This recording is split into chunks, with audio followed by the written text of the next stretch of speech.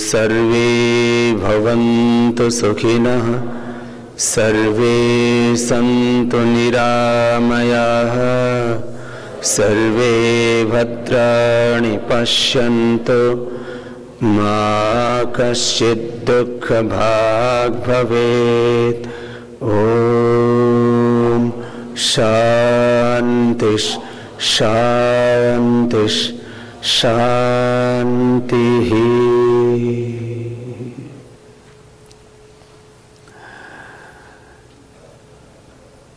लगभग पिछले 2 दशकों से भगवान ने जो सामर्थ्य दिया, उस सामर्थ्य को हम सेवा में लगाते गए और आज भगवान के अनुग्रह करोड़ों भाई बहनों के सहयोग और आप सब कार्यकर्ताओं के अखंड पुरुषार्थ से दुनिया के ज्ञात इतिहास में इस छोटे से अल्प कालखंड में योग क्रांति, आयुर्वेद क्रांति, स्वदेशी क्रांति और व्यवस्था परिवर्तन की जो महाक्रांति हुई है, ऐसा दुनिया में कोई देखने को नहीं मिला। एक साथ चारों क्षेत्रों में एक बहुत बड़ा परिवर्तन घटित हुआ। मनस्थिति भी बदली, परिस्थितियां भी बदली। अब इन 4 क्रांतियों के बाद योग, आयुर्वेद, स्वदेशी और व्यवस्था परिवर्तन की इन 4 क्रांतियों के बाद अब पूरे देश में शिक्षा के क्षेत्र में एक बहुत बड़ी क्रांति पतंजलि पीठ के माध्यम से कर 7 लाख से ज्यादा गुरुकुल तोड़ दिए। षड्यंत्र के तहत ब्रिटिश सरकारों ने और मैकाले की एक ऐसी शिक्षा पद्धति जिसमें मात्र कुछ सूचनाएं, इंफॉर्मेशंस, कुछ थोड़ा बहुत तकनीकी प्रबंधकीय ज्ञान दिया गया और हम ऋषि पुत्रों को मात्र बस एक नौकर की तरह हम कैसे 10, 20, 50 हजार, लाख, 2 लाख रुपए कमाएं और उससे कुछ थोड़े संसाधन इकट्ठे हो जाएं और हमारे भीतर की मानवता, हमारे भीतर की संस्कृति, वो हमारे भीतर के संस्कार, माने जिससे मानव मानव बनता है, उसके भीतर के देवत्व को जगाया जाता है, वो शिक्षा और संस्कार का, ऋषि ज्ञान परंपरा का जो पुण्य प्रवाह था वो टूट गया था। अभी भी करीब करीब 100 बोर्ड देश भर में चलते हैं। स्टेट बोर्ड्स हैं, कुछ सेंट्रल बोर्ड हैं, कुछ 1-2 विदेशी पाठ्यक्रम को भी लेकर के और नए बोर्ड बनाए गए। इन सारे बोर्ड्स में भारत और भारतीयता का समावेश नहीं है। चाहे वो स्टेट बोर्ड्स हैं, चाहे वो सीबीएसई का सेंट्रल बोर्ड है, और इसमें ज्यादातर ऑटोनॉमस बोर्ड्स हैं। माने कोई, अब जैसे सीबीएसई तो कहने को कह दिया जाता है कि गवर्नमेंट का बोर्ड है, गवर्नमेंट से तो उसको स्वीकृति लेनी पड़ती है, ऑटोनॉमस बोर्ड होते हैं, ऑटोनॉमस बॉडी होती है इसकी। तो अब हमने तय किया है कि सीबीएसई से भी उन्नत कोटि का एक बोर्ड बनाया जाएगा और शिक्षा के क्षेत्र में एक नई क्रांति का सूत्रपात किया जाएगा, जिसमें आधुनिकता तो होगी लेकिन भारतीयता के साथ में, जिसमें समृद्धि की अनंत संभावनाएं होंगी, अनलिमिटेड। बच्चों के कैरियर को बनाने के लिए उनके सामने विकल्प होंगे, लेकिन वो समृद्धि आध्यात्मिकता के साथ, प्रॉस्पेरिटी विद स्पिरिचुअलिटी। अभ्युदय और निश्रेयस एक साथ। हमने आचार्य कुलम का स्लोगन दिया, शिक्षा संस्कार अभ्युदय निश्रेयस। अभ्युदय माने चारों तरफ से हमारे जीवन में समृद्धि हो, खुशहाली हो, ग्रोथ हो, डेवलपमेंट हो, विकास हो, लेकिन उसमें आध्यात्मिकता, निश्रेयस, जीवन का शाश्वत सत्य उसमें ओझल ना हो जाए। डॉक्टर तो बना, लेकिन वो डॉक्टर कर क्या रहा है? कुछ अच्छे डॉक्टर अपने संस्कारों से हैं, मैं उनकी बात नहीं कर रहा हूं। डॉक्टर जो है उसने अपने हॉस्पिटल को एक बहुत बड़ा व्यापार का केंद्र बना लिया, जहां पर वह कोशिश यह नहीं करता कि किसका नितांत ऑपरेशन करना आवश्यक है, कोशिश यह करता है कि कैसे किसका ऑपरेशन किया जाए।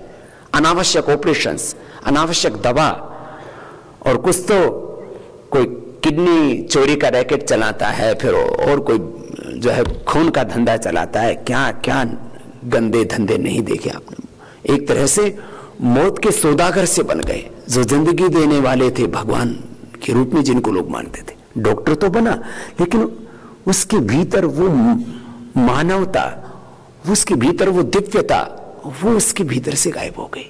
ऐसे ही इंजीनियर, ऐसे ही व्यापारी, कर्मचारी, अधिकारी जो भी बने, और वो स्तर गिरता गया। अब हम ऐसे बच्चे तैयार करना चाहते हैं जो भौतिक विद्याएं हैं, जिसको अपरा विद्या नाम दिया गया है हमारे शास्त्रों में। Science, mathematics, physics, chemistry, technology, computer, माने आधुनिक ज्ञान विज्ञान के जितने भी क्षेत्र हैं, मेडिकल से लेकर के, इंजीनियरिंग से लेकर के, मैनेजमेंट से लेकर के, माने विश्व की जो भी आधुनिकतम शिक्षा है, विश्व की जो श्रेष्ठतम शिक्षा है, वो तो बच्चों को दी ही जाए, लेकिन उसके साथ संस्कार उनको इतने ऊंचे दिए जाएं कि चाहे सारा जमाना एक तरफ खड़े हो, वो सत्य की राह से डिग ना सके। इतना भीतर उनकी पवित्रता, इतनी सच्चरित्रता, इतनी प्रामाणिकता उनके भीतर। ऐसे बच्चे तैयार किए जाएं जिनको अपने ईमान से, अपने चरित्र से, अपने मूल्यों से, अपने सिद्धांतों से, अपने आदर्शों से, अपनी संस्कृति से, अपने संस्कारों से कोई विचलित ना कर सके। ऐसे बच्चे तैयार किए जाएं। और वो बच्चे साधारण बच्चे नहीं हो, वो बच्चे हर क्षेत्र में नेतृत्व करने वाले भी हों। दिव्य व्यक्तित्व युक्त नेतृत्व देश को मिले। आने वाले 20-25 वर्षों के बाद में देश में एमएलए, एमपी, सीएम, पीएम कहां से बनेगा? वो ऑक्सफोर्ड, कैम्ब्रिज, हार्वर्ड से पढ़ करके नहीं आएगा, वो आचार्य कुलम का पढ़ा हुआ बच्चा वो देश का नेतृत्व करे। ऐसे उसको संस्कार दिए जाएं, ऐसे उसके भीतर के पुरुषार्थ को जगाया जाए। ऐसे बच्चे हों, वो देश का नेतृत्व करे राजनीति में, वो देश का नेतृत्व करे कॉर्पोरेट सेक्टर में, मैन्युफैक्चरिंग सेक्टर में, मार्केटिंग में, माइनिंग में, हेल्थ में, एजुकेशन में, एग्रीकल्चर में, इंडस्ट्री में, रिसर्च में, इन्वेंशन में, धरती से लेकर के आसमान स्पेस तक जो कुछ भी इस देश की समृद्धि के लिए, इस देश के अभ्युदय के लिए जो भी पुरुषार्थ किया जा रहा है, आचार्य कुलम के बच्चे इतने विराट व्यक्तित्व के साथ तैयार हो कि पता लगा कि एग्रीकल्चर में जो रिसर्च हो रहा है उसको लीड आचार्य कुलम का बच्चा कर रहा है, आचार्य कुलम का विद्यार्थी कर रहा है। कॉर्पोरेट सेक्टर में कोई लीड कर रहा है,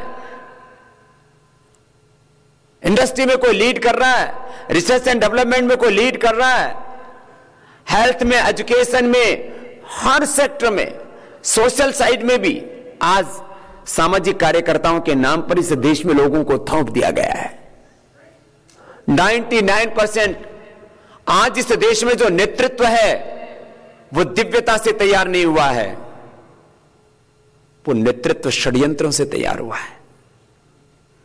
सोशल लीडर यहां बनाए जाते हैं, उनके पीछे हजारों नहीं, लाखों नहीं, करोड़ों नहीं, अरबों खरबों, हजारों लाखों करोड़ों रुपए खर्च करके इस देश का नेतृत्व कौन करेगा? सोशल सेक्टर में कुछ लोगों को फंड दिए जाते हैं, फिर उनको विदेशी पुरस्कार दिए जाते हैं, देश में भी उनको पुरस्कार देने के लिए लॉबिंग की जाती है, विदेशों से उनको पुरस्कार देने के लिए लॉबिंग की जाती है। यहां किसी को पद्मश्री, पद्म भूषण, पद्म विभूषण, फिर उसके आगे भी जितने पुरस्कार दिए जाते हैं कुछ अच्छे लोगों को दिए जाते हैं, बाकी उसके लिए लॉबिंग होती है। और लॉबिंग से पैसा देश से तो आता ही है, विदेशों से आता है। और फिर जो नोबेल पुरस्कार है ये तो लॉबिंग का सबसे बड़ा अड्डा है।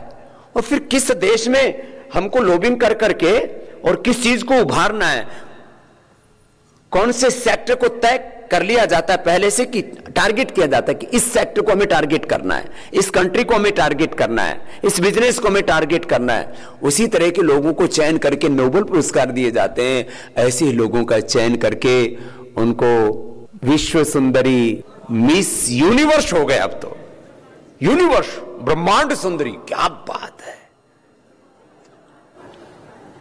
Miss universe. उसके पीछे पैसे लगाए जाते क्योंकि फिर उन लोगों को आगे करके अपने प्रोडक्ट बेचने हैं। खूबसूरती का पैमाना उसका देह है, उसका मन, उसकी पवित्रता, सच्चरित्रता नहीं है।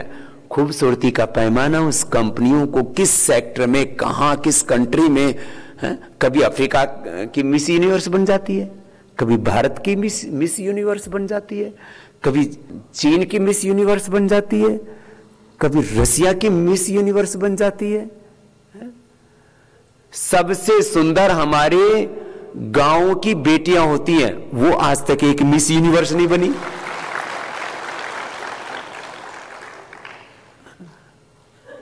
ये बहुत बड़ा चक्र है। तो मैं कह रहा था इस देश में सामाजिक नेतृत्व कौन करेगा ये हम तय नहीं कर रहे हैं, ये उसका कार्य नहीं तय करता है, ये उसकी सेवा तय नहीं करती है, उसके जीवन की प्रामाणिकता से तय नहीं होता है।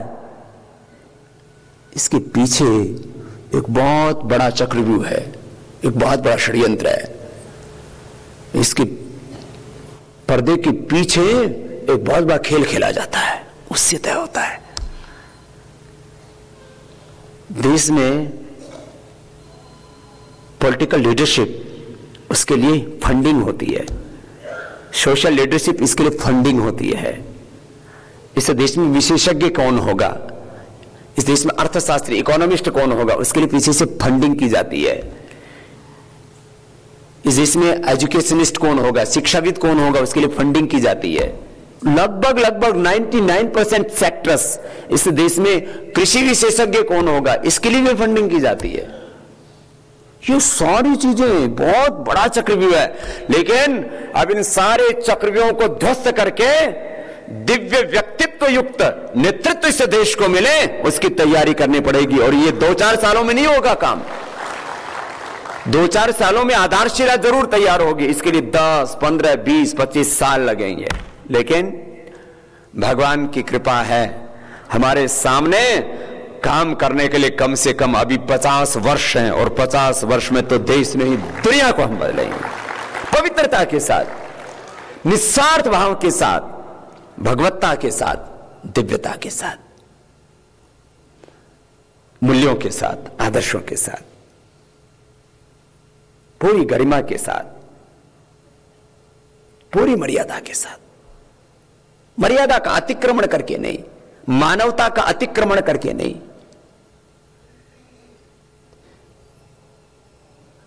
सिद्धांतों को ताक पर रख करके नहीं। आजकल तो आइडियोलॉजी और प्रिंसिपल्स के नाम पर 99% निराशा देखने को मिलती है। कहने को कोई कहते हैं ये सोशलिस्ट हैं, ये कैपिटलिस्ट हैं, ये कई तरह की विचारधाराएं आप सुनते रहते हो ना, ये कम्युनिस्ट हैं, ये सोशलिस्ट हैं, ये कैपिटलिस्ट हैं, ये लेफ्टिस्ट हैं, ये राइटिस्ट हैं, ये दक्षिणपंथी, ये वामपंथी, ये समाजवादी, ये पूंजीवादी, ये विकासवादी, बहुत तरह के नाम घड़ दिए गए हैं। और लोग ऐसे बहकते हैं उसमें, पता ही नहीं लगता, बह जाते हैं। बहुत दूर जाकर के जब डूबते हैं तब कहते हैं अरे ये क्या हुआ। पूरी दुनिया में ऐसा ही चल रहा है। तो यह एक जगह से संभव नहीं है कि आचार्य कुलम खाली हरिद्वार में बन जाए, या दिल्ली में बन जाए, मुंबई कलकत्ता में बन जाए, चेन्नई में, महानगरों में बन जाए, उतने से बात नहीं बनेगी। अब हमने सोचा है देश के लगभग हर एक जिले में, पहले चरण में हमने सोचा है कि कम से कम, ऐसे तो 600 से ज्यादा जिले हो गए, अब पॉलिटिकल रीजन्स और हमारा देश भी बहुत बड़ा है तो उसकी वजह से जिले हर रोज बनते रहते हैं, लेकिन हमने फर्स्ट टारगेट किया है कि कम से कम 500 आचार्य कुलम देश भर में खोले जाएं। फिर जो है अभी लोग एफिलिएशन के लिए भी फोन करें कि हम आचार्य कुलम से एफिलिएशन करना चाहेंगे, जो अभी एक नया बोर्ड बनेगा, सारी चीजें होंगी, बहुत कुछ होगा उसमें। वैदिक शिक्षा, आधुनिक शिक्षा का एक बहुत बेजोड़ एक संगम, बहुत एक वैज्ञानिक सार्वभौमिक एक बहुत बड़ा पुरुषार्थ इस दिशा में शुरू हो चुका है। तो हर एक माँ बाप ही चाहता है इसके बच्चे दुनिया में सबसे आगे हों, विकास की दौड़ में वो पीछे ना रहें। ये जो विकास है, ये समृद्धि है, ग्रोथ है, डेवलपमेंट है, प्रॉस्पेरिटी है, माने जो है पूरी दुनिया को लीड कर सके हम। देखो, एक होती है डिवाइन लीडरशिप और एक होता है डोमिनेट करना, आधिपत्यवाद, सामंतवाद, साम्राज्यवाद, पूंजीवाद, ये चल रहा है बहुत दुनिया में। एक है डोमिनेट करना। वैसे भारत की बारे में हमको बहुत गौरव है, उस दिशा में पुरुषार्थ भी हुआ है, हम इसमें आगे बढ़ेंगे भी, लेकिन हकीकत यह है भारत आज किसी भी सेक्टर में डोमिनेट नहीं करता है वर्ल्ड को। जिसे कहते हैं ना, इसका एकाधिकार है, वो जो चाहेगा वो होगा। जैसे अब आज मैं अमेरिका की बात करता हूं और वहां के नागरिकों के पुरुषार्थ का भी मैं कायल हूं। इतना घनघोर पुरुषार्थ करते हैं वो लोग, 18 घंटे कंटिन्यूअस हार्ड वर्क, ऑनेस्टी के साथ। ये कोई छोटी बात नहीं है। उन लोगों ने उस देश को किस स्थिति में लाके खड़ा कर दिया। पॉलिटिशियंस तो, ये तो एक नई जात पैदा हो गई पूरी दुनिया में, और इसमें अभी इसका संस्कार होने में भी बहुत समय लगेगा। कम से कम आने वाले 50-100 साल लगेंगे, तब जाकर के राजनीतिक शुद्धिकरण पूरा होगा। हम पहले बोलते थे ना आप लोगों से कि भैया व्यवस्था परिवर्तन को जरा समझो, ये क्या है, खाली एक पहलू नहीं है। विधायिका एक है, कार्यपालिका उसका दूसरा बहुत बड़ा पहलू है, न्यायपालिका उसका तीसरा पहलू है, फिर ये खबर पालिका उसका चौथा पहलू है, और फिर सारा समाज वो इन सबको बनाता है। लोकतंत्र के जब 4 स्तंभों की बात करते हैं तो ये तो बोल देते हैं, आपने देखा होगा लोग, विधायिका, कार्यपालिका, न्यायपालिका, फिर चौथा मीडिया, जिसको मैंने अभी बोला खबर पालिका। लेकिन ये सारे खड़े किस पर हैं? अरे जब तक वो भूमि नहीं बदलेगी, जिस समाज के ऊपर खड़े होते हैं, जिस और उस समाज का जो व्यक्ति है, तो मैं कहता हूं इस सारे विश्व की आधारशिला एक व्यक्ति है, और जिस दिन व्यक्ति ठीक होगा उस दिन ये व्यष्टि और समष्टि सारी दिव्यता से भर जाएगी। ये है जिससे बदलेगी सृष्टि। ये दृष्टि जब तक नहीं होगी तब तक कैसे हम सृष्टि को बदल पाएंगे? यहां से सोचना है हमारी क्या भूमिका होगी। हमारी बहुत बड़ी भूमिका होगी। आप लोग साधारण व्यक्ति नहीं है, आप साधारण आत्माएं नहीं है, असाधारण आत्माएं। पहली बात तो इंसान के रूप में जिसका जन्म हुआ है धरती पर, हमारे श्रद्धेय गुरुदेव सब महापुरुषों के सत्य को, जब मनुष्य की बात आती है तो एक शब्द में कहा करते हैं, इंसान का जन्म हुआ तो शैतान की मौत हो चुकी है। मनुष्य ऐसी साधारण घटना नहीं है। मनुष्य बनना यह असाधारण घटना है। यह सृष्टि की सबसे बड़ी घटना है, यह सबसे ऊंची घटना है। और मनुष्य के रूप में भी इस पुण्य भारत भूमि पर जन्म लेना, जैसे देखो अपना सारा शरीर अपने आप में पवित्र है, उसकी एक एक कोशिका अपने आप में बहुत रहस्यपूर्ण है और अद्वितीय है वो, लेकिन इसमें मस्तिष्क का जैसे सबसे ऊंचा स्थान है, ऐसे सारे ब्रह्मांड में जितने भी देश हैं और उनमें रहने वाले जो भी देशवासी हैं, उन सबका हम आदर करते हैं, क्योंकि ये सारी सृष्टि भगवान का विधान है, और भगवान का विधान कभी भी अपवित्र नहीं होता है, वो कभी भी दोषपूर्ण नहीं होता है। लेकिन इस अस्तित्व में भारत जैसे हमारे शरीर में मस्तिष्क सबसे पवित्र है, दिव्य है, ऐसे ही जैसे पिंड में मस्तिष्क है, ऐसे इस ब्रह्मांड में भारत मस्तिष्क के स्थान पर उसके माथे के रूप में। और इस सृष्टि को दृष्टि भारत ने दी है। आज भी वो सामर्थ्य अपने पूर्वजों से हमें मिला है। तो मैं कह रहा था आगे एक बहुत बड़ा दायित्व हम पर है। इस सृष्टि को सही दिशा में ले जाने वाली दृष्टि हमें अपने पूर्वजों से मिली है, और उसमें हम स्त्री और पुरुषों के रूप में जो आत्माएं उपस्थित हैं, ये मन का साधारण घटना नहीं है। कुछ लोग अपने आप को जो कोसते रहते हैं ना, हम तो दीन दुखी दरिद्र, हम तो अदने से इंसान, हम क्या कर पाएंगे, काम हमारा क्या है, सामर्थ्य हमारी क्या है, शक्ति। कल एक बहुत बड़ा व्यक्ति, भौतिक दृष्टि से उसका पास में बहुत बड़ा एम्पायर मेरे पास बैठा हुआ था, साउथ अफ्रीका से स्पेशल मिलने के लिए आया था।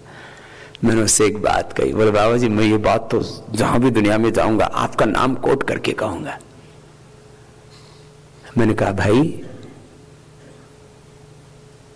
दुनिया में बहुत बड़ा एम्पायर, मानी असंभव को संभव करके दिखाने वाली जितनी भी घटनाएं हैं, जितने भी उपक्रम हैं, नया इतिहास बनाने वाले जो भी काम हैं, वो ऑक्सफोर्ड, कैम्ब्रिज, हार्वर्ड और तमाम ये जो जितने बहुत बड़े बड़े इंस्टीट्यूशंस हैं, दुनिया के बड़े इंस्टीट्यूशंस में पढ़ करके दुनिया में किसी ने एम्पायर खड़ा नहीं किया। वो चला सकते हैं, खड़ा नहीं कर सकते। एम्पायर खड़ा किसने किया? दुनिया तुम्हें नहीं समझ में आती ना, देश का बताता हूं। अब ये मेरा जो मूल्यांकन है, खाली आज इस समय जो हम जिनको कहते हैं कि ये ताकतवर लोग हैं दुनिया के, उनकी लिस्टें छपती हैं पूरी दुनिया में।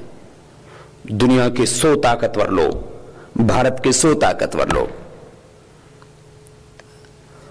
हैं, अलग अलग एजेंसियां काम करती रहती हैं। आजकल हमारा भी नाम उसमें घुसेड़ रखा है लोगों ने। दुनिया की जब ताकतवर लोगों की, देश के ताकतवर लोगों की लिस्ट छापते तो हमारा भी नाम घुसेड़ देते हैं। मैंने कहा ये कैसे हुआ? कभी किसी फकीर का नाम इस श्रृंखला में नहीं आता था। बोले बाबा समझ में नहीं आ रहा, लेकिन है ये बड़ा पावरफुल। इसके पास में आध्यात्मिक शक्ति भी है, इसके पास सामाजिक शक्ति भी है, इसके पास ज्ञान शक्ति भी है, इसके पास राज शक्ति भी है। ये हो कैसे रहा है? रिसर्च कर रहे बहुत से लोग, पीएचडी कर चुके हैं। अभी दुनिया के, हो सकता है कुछ दिनों में दुनिया के बड़े से बड़े विश्वविद्यालयों में भी एक केस स्टडी के रूप में पढ़ाया जाने लगे तो कोई आश्चर्य नहीं होगा। लेकिन ये आत्मश्लाघा के लिए नहीं कह रहा हूं, लेकिन वो सोच रहे ये हो कैसे रहा है। ऐसे बताओ, मुझसे लोग पूछते हैं बाबा आप मेडिकल साइंस के बारे में इतना डीप नॉलेज रखते हो, इतना रिसर्च आप कर रहे हो, जब बात चिकित्सा शास्त्र की आती है तो आप बेबाक बोलते हो और एक के बाद दूसरी बातों को जिस तरह से सजा के संवार के उसको अभिव्यक्त करते हो तो सब निरुत्तर हो जाते हैं। वो सत्य इतना सशक्त रूप से अभिव्यक्त होता है, चाहे चिकित्सा शास्त्र की बात हो, चाहे अर्थशास्त्र की बात हो, चाहे राजनीति शास्त्र की बात हो, चाहे पर्यावरण की बात हो, चाहे समाज शास्त्र की बात हो, माने कोई भी विषय। और आप मतलब चाहे वो जो है सकारात्मक विषय हो, चाहे वो नकारात्मक विषय हो, होमोसेक्सुअलिटी है और तमाम तरह की जो उपद्रव हैं, किसी भी बारे में बात करते हो, आप पढ़े कहां हो? आप कौन सी यूनिवर्सिटी के प्रोडक्ट हो? ये आप आजकल देखो ना मीडिया में बहुत बड़ा शब्द प्रयोग होता है, प्रोडक्ट है। ये हमारी पार्टी के प्रोडक्ट हैं। यहां राहुल गांधी, सोनिया गांधी बोले ये भी प्रोडक्ट हैं, यहां मोदी भी प्रोडक्ट है, बोले इसकी मार्केटिंग अच्छी हो रही है, वो प्रोडक्ट बिक गया, वो प्रोडक्ट बिका नहीं। ऐसे ही चलता रहता है इनका सबका। बोला हमारा प्रोडक्ट तो अच्छा है, हमारी मार्केटिंग अच्छी नहीं। वो कहते हैं कि इनका प्रोडक्ट अच्छा नहीं, इनकी मार्केटिंग अच्छी है। ये सब, ये पूरी दुनिया में ऐसी चल रही है, व्यापार के नजरिए से देखा जा रहा है ना पूरी दुनिया, इस संसार को। खैर, मैंने कहा बैठ करके पढ़ा है, और गुरुकुल में पीपल के पेड़ के नीचे बैठ के पढ़ा है।